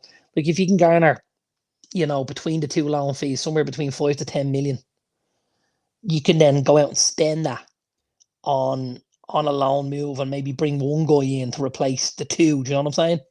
Yeah, that would work fine. It'll be interesting to see how the Ratcliffe and the Brailsford stuff pans out. Let's see what their thoughts are as well. It'll be interesting. Absolutely. For us, Daz, I think we're probably going to sign 2. I've been looking at some of the scouting reports and some of the information coming out and stuff like that. The level of scouting we've done over the last, say, 2 to 3 months has been absolutely colossal. And I can only believe that they're going to bring in reinforcements. So let's see what happens. But I'd be very surprised. What position are you going to bring in if you think you're going to bring 2? Either left back or left centre back. As one? As one. And then I think if you are going to spend money, I think you'd be looking at someone like a Palhinha, or, if you're willing to spend money and you can get him out of Fulham somewhere in that round there, I think. Yeah, I think so. Yeah, I know Endo has done well and he's gone in there, but I still don't believe he is the solution. And I really don't want to see McAllister playing in the 6 because I don't think that's what we bought him for. And I think it's wasting what we bought him for in terms of creativity going forward and stuff like that. So that's Do you what I'm really thinking. think you go and sign another midfielder after Endo, McAllister, and Szoboszlai? Yeah, well, you got to remember, if you look at how many midfielders went out the door as well between loads and sales as well, and we only brought in 3. I think we ended up going out what went about 5 or something like that. Or you brought in 3, and then you'd obviously Harvey Elliott and Curtis Jones and stuff like that in there as well, and then Gravenberch is a 4th. Excuse me. Yeah. Sorry, so you brought 4 in. If you count Gravenberch and Endo, and then Szoboszlai and McAllister, hardly bring another midfielder in. Would you really? Well, see, it depends on the situation with McAllister as well. I don't see a situation where he can be happy playing as the 6 all the time. And I think if he's fit, I think there's probably a situation there, unless he's going to play him on the left side of Endo and Endo is the 6. But is Endo going to be the 6 that delivers you the title? Is McAllister in the 6 and not in the 8 going to deliver you the title? And that's this is where we find ourselves in a situation now where we weren't expecting to be in this situation at all, considering we had to turn over our home midfield and stuff like that. Now we find ourselves actually in a title race, top of the league and stuff like that. So the question is now, are we going to put in those kind of things that we didn't put in to kick on to try and win a title? Is that something that Klopp would do, though, as in throw money at it short term in the hope that it would stick for a title?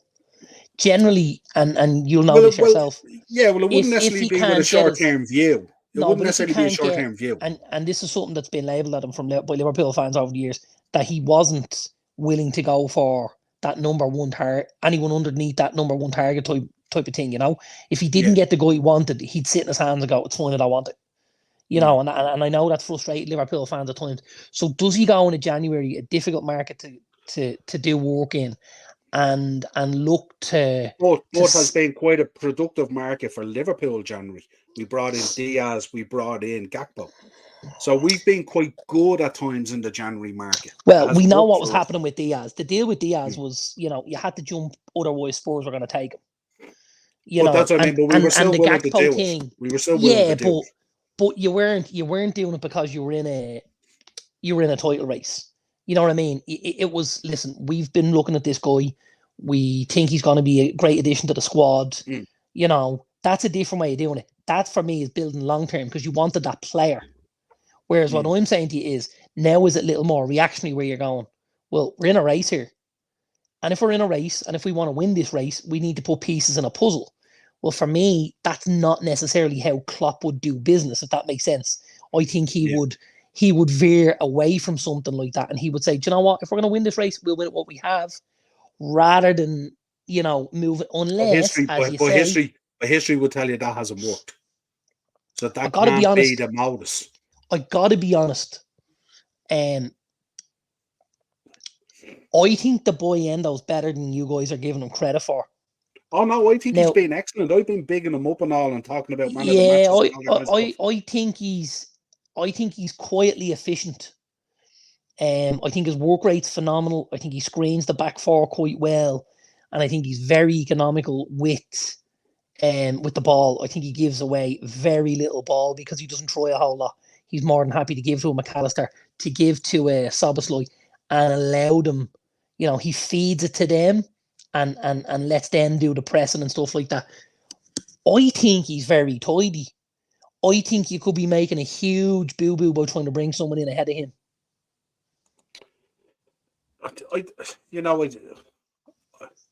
I suppose if you look at it on the face of it, if Palhinha was to come in, are you taking Palhinha in if you can get him over Endo and have Endo as the backup for the cup games, stuff like that? Like, we've a lot of games ahead of us as well. Look at our schedule in January. If you could get Paulinho in the door, he could possibly win you a title. Because other than Rodri, he's the best defensive midfielder in the league. Yeah. And he plays for Fulham. And Bayern Munich are sniffing like bloodhounds. But what I mean, so from that point of view, wouldn't that make sense? Because if you look, history will tell you that in the Well, times it where would we have fallen, if that's the way Klopp was going to go this summer anyway. And that's what I'm saying to you about the last two. But if yeah, he if you wasn't, or mean if if he he was had his going to go summertime anyway, bring him in 6 months earlier and give you that bump. 100% Yeah, and give you yeah. that's all I mean. I just don't think he's the type of guy who's going to go, yeah, all right, I know we're in a spin here, but I'm not going to press the button because it's not what I want. Like, I know, obviously, the Gravenberch thing, was that a loan deal? No, You signed him full-time, did you? I think he signed you. And, like, at the minute, where does he stand on things? I know, listen, he's only been in kind of 6 months and he's had a couple of injuries and stuff. And, has that worked so far for you? Gravenberch? No, Yeah. not for me. At times, I think he's being poor, but again, you have to give. Like I keep on saying this, at the way the midfield has operated, some players are going to be at a certain level, and they're gonna make themselves a home straight away, feel comfortable, play really well. Other players kind of take time. We know that he's a good player, but I think at times he's looked off it and he has struggled. Now that's not to say he's around players that are playing at a very high level and really well. But again, I just think with the volume of games that we're talking about, if you look at our January schedule compared to others, I mean, we got the two semi-finals coming up. And the only reason I asked that is because then if he was only alone, is that someone who's heading back there? Because you're like, it didn't work, we send him back. But if you're saying it's a done deal, well, then no, I he's yours don't. either way. As far as I can remember, I don't think it was alone. As far as I can remember, I don't think it was initially alone. you looked at a loan, but maybe he's end up stumping up 18 million from towards the end or something. Is that right? I think it was more than that actually. Okay. I think it was more than that. But yeah, no, I don't think it was I don't think it was a loan. But I just think it's time to step up and hammer it home. I look at so many seasons where we've just fallen short, and if you just had that other one or two players in there, you might have gotten over the line. You know what I mean? And maybe Klopp might be thinking that way now. So hopefully, with a bit of luck. You did say, and this was just one thing I picked up on as well. You did say a left back / left centre back. Yeah. And the only reason I say it is obviously, you've got Robertson. I know he's been injured, and you've got Tsimikas, and Van Dijk generally plays on the left. Yeah. Yeah, well, the reason of having one, I'm talking about one player that could play both positions, if you like. So it gives us the option, if we want to play the three, we could play the three. But it also, I do firmly believe that we need a senior left back now, if it's going to be that way. I'm not sure, even before Robbo went out, he was struggling big time. And he has been struggling for form for a while now. And you think Robertson could be ready to exit the building? Not necessarily exit the building, but he might be the guy that has to shadow, and maybe Costas exits the building. Because I don't think Costas has stepped up either. I know he's been better. Before he got the shoulder injury, he had improved and stuff like that. But if you think about it, he hasn't really challenged Robbo for that position, even when Robbo hasn't been playing well. And and I know, if we're picking the team tomorrow and Costas is in there, if Robbo was fit, Robbo goes straight back in over Costas, which 100%. means Costas is really only a make weight. He's not challenging him for the actual position. So that has to change in whatever way, shape, or form. It does, but the only thing I'll say about that is, like, if you look at a lot of the teams in the league, you'll have situations like that. Because if you look at Luke Shaw and Terrell Malacia, like, Malacia is not getting in ahead of Shaw, as you say, unless there's an injury or unless there's a rotational system, whatever. Similarly at Chelsea, the boy on Malo Gusto, he's a very good footballer, by the way. He ain't getting in ahead of Reece James. Cucurella and Chilwell. Cucurella's probably not getting in ahead of Chilwell either, only for the fact that Chilwell's injured. So, it's not necessarily the only team that will happen with.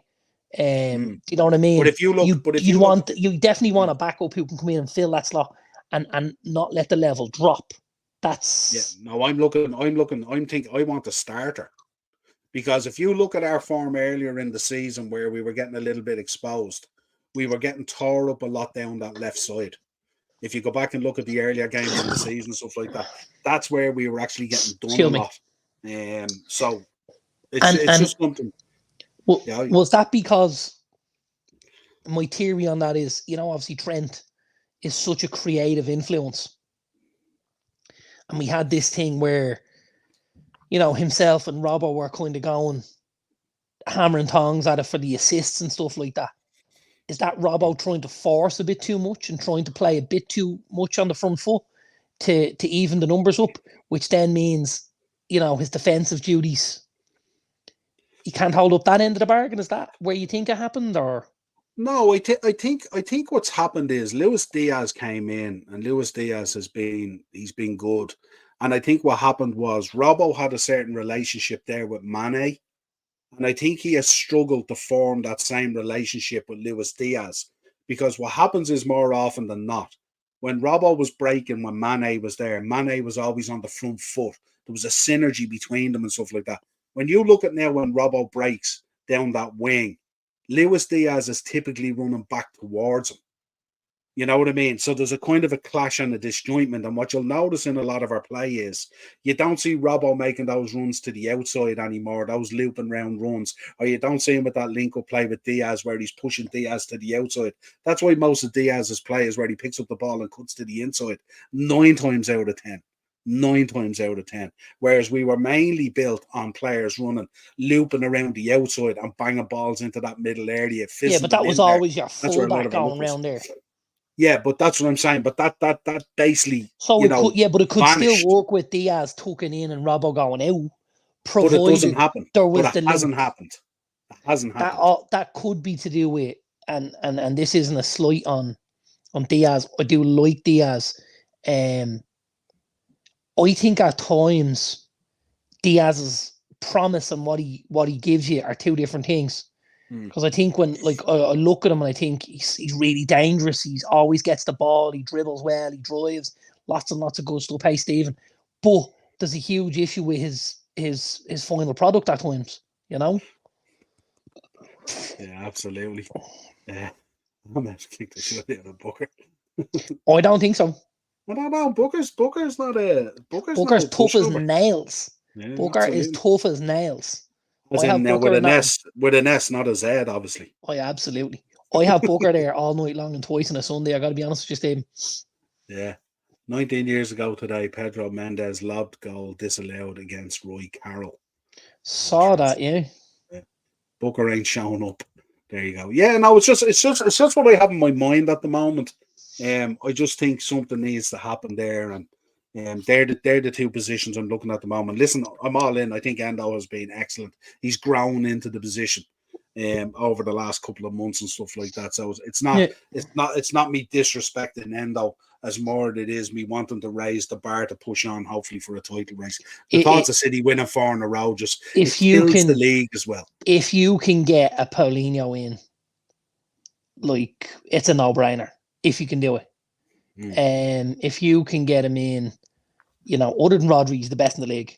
He really is. And if you want to compete, as we said before, you've got to go for best in class. And that's what you guys did really well with a Van Dijk. That's what you did really well with an Alisson. We need a guy. We're going to go and fill the position with the best guy available. And that's what elevated you into that position of challengers, Yeah, it gets to a stage where you can't just keep on buying projects. You eventually have to go out there and go, that's the boy. And you can't go in buying guys, and lots of us have done it with promise and guys who you think, this could be the next big thing. I need to buy something that's going to work when I take it out of the box. And that's what you guys were able to do with Van Dijk and with Alisson. You took them out of the box and they worked from day one. Yeah, I do think a lot of teams need to step up in this window, because I think the thoughts of City winning 4 in a row has a real detrimental effect on the league. And I think someone, be it us or Arsenal or whoever it is, someone needs to go out there and push this through to make sure that doesn't happen. Because I just think, it's concerning for the league that 4 in a row would be done. You know what I mean? As good as City are and all, but I just think it doesn't do the league any favours either. Yeah. The cellmate might be coming on and it won't be pretty. I wouldn't say it was pretty anyway. Morris could get Clarence Mason to referee the match. There we go. Right, go on, give us your bets because I didn't do any. I just got lost on 8 and 9 and 10 team accumulators. Right, I got two for you. Yeah. One's a 16 accumulator, right? Okay. One is a 16 accumulator, and it goes a little something like this: Blackburn at home to Cambridge. Yeah. We got Sheffield United away at Gillingham. We've got Hull at home against Birmingham. We got Spurs at home against Burnley. We got Plymouth at home against Sutton United. And we got Bournemouth away at QPR. Team accumulator will get you 15 to 1. It's tough, isn't it? It's tough. Now listen. You're earning your gravy there big time. 4 of them should be absolute bankers. Absolute bankers. But as we know. Now, I've got to be honest. My next bet, considering the price, is a real tidy bet. Right? It's a real tidy bet. Wolves and both to score against Brentford. Yeah? It's not a stretch, right? Mm-hmm. Ipswich are away from home. Ipswich are second in the championship. They're away from home against AFC Wimbledon. If you're giving AFC Wimbledon a chance based on the fact they're playing at home, you think they might score a goal, but you think as Ipswich are second in the championship, they'll have enough to get over them. We've got Ipswich and both to score in that game. I then have Coventry and Oxford. Coventry are at home. Coventry flying high in the championship. They're in about 6th at the minute. Just beat Middlesbrough 3-1 at the Riverside. And Oxford are playing well, though, in League One and have been scoring goals this season.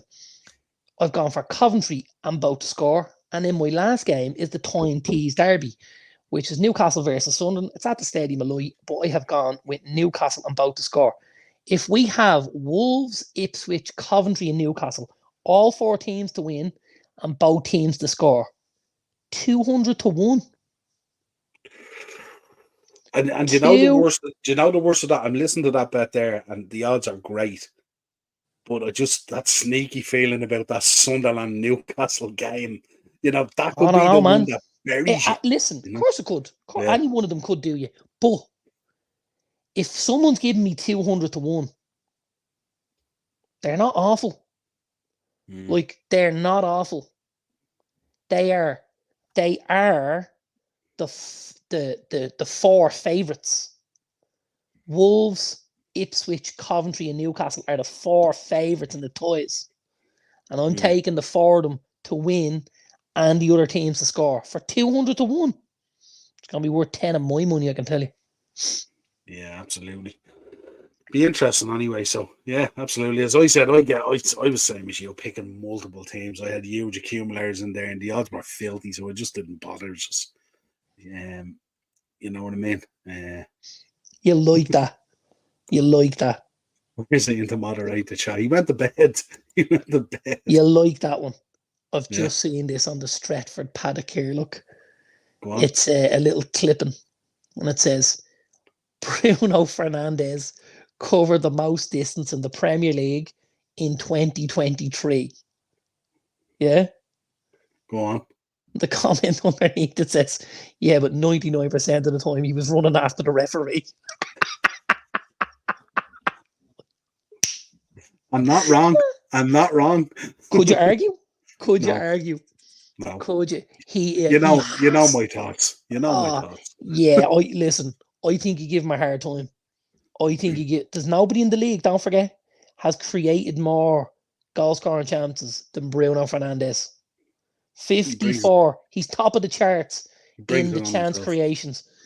Yeah, but also some of the refereeing is fucking terrible. I know, but look, if he's on my team or your team, if I'm in goal or you're in goal and he's on our team, I'm absolutely giving him dental work in that locker room. And so are you. You know who he is, though, right? Go on. He's our version of Luis Suarez. Or our version of Diego Costa. He's that guy that you love to hate, but if he's on your team, you're like, this is my guy. Well, according to True Geordie now, that guy is Jurgen Klopp. I don't know if you've seen Geordie's outbreak the other day. Did you after the game? I didn't see that. Check it out. Talking about boxing the head off Klopp and everything, you know. And who's Lost this? it. Who's True this? Geordie. True Geordie. I have no idea who that is. Yeah. You know the big guy, the Newcastle guy. No idea. True Geordie podcast. You must know him. He's been hating on McGregor for But months now. couldn't tell. Well, he might be all right if he's hating on McGregor. I couldn't tell you what the guy looks like. I'll send you a No idea. link. He absolutely lost it at Klopp because Klopp was talking to the fourth official. Absolutely lost it to the point where the panel he had on went and had to back off with what he was coming out. The guy you love to hate. Like, it was Luis Suarez when he played for Liverpool. It's Bruno Fernandes at United. It was Diego Costa at Chelsea. You know, someone who's a bit of a nasty bastard who's, you know, kicked their granny up the hole to win a game of ball and stuff like that. And yeah, I love Bruno. I have to be honest with you. I love it. Now, at the same time, there is time I want to jump through the telly and go, will you fucking give over? We've had those moments. But I'm much happier seeing him in a jersey with our name on it than someone else's. Put it that way. Yeah, well, that's fair enough. Well, listen, you got to back your guy, don't you? I do. Yeah. No, I do. Yeah, absolutely. Right, well, listen, pleasure as always. This was a long one. Nearly 2 hours we went on this one. Oh, and you know what? Mad, it didn't feel like it. Ah, well, we do have fun, don't we? We do. We do. And you know what the best news is? Go on. I've already done the bins. Yeah, baby. Happy days. Happy days. Everything is done. Everything is done. We'll give Ace the last comment. Roman Reigns will be retaining the WWE Universal Championship at WrestleMania with new Bloodline member Tama Tonga interference. Not a chance. You're speculating. Don't think so. There now, big time. Listen, folks. Was it amazing to see Dolph Ziggler back last night? It was. I like Absolutely. that. Yeah. The show off. That's it. Well, listen, until next time, folks, an absolute pleasure. Thanks for joining us in the chat. Like on the way out, of course, subscribe to the channel, hit the bell notification. I will be back tomorrow night, 8 o'clock, I think, on Henry's channel, so make sure you check that out. Bit of crack preview on some of the ball for the weekend and chatting about football. And then Saturday, I'll probably drop a preview to the Arsenal game. I'll try and get Del Boy on or Kyle if they're available or whoever's available out there, and we'll have a bit of crack talking about Have the lads been really busy or are they hiding? Which one? Del's only back. He's been really busy. He took a break from YouTube and he's back the last week or so, did a couple of shows. I know Kyle was moving house and trying to settle in and all and stuff like that, so nice. He's due back anytime. So I'll try and get Kyle on and Del, and we'll have a bit of crack talking about Arsenal and Liverpool and stuff like that. See how it goes. FA Cup, it's always fun. Absolutely. Until next time, folks, have a good weekend and enjoy the FA Cup. Cheers.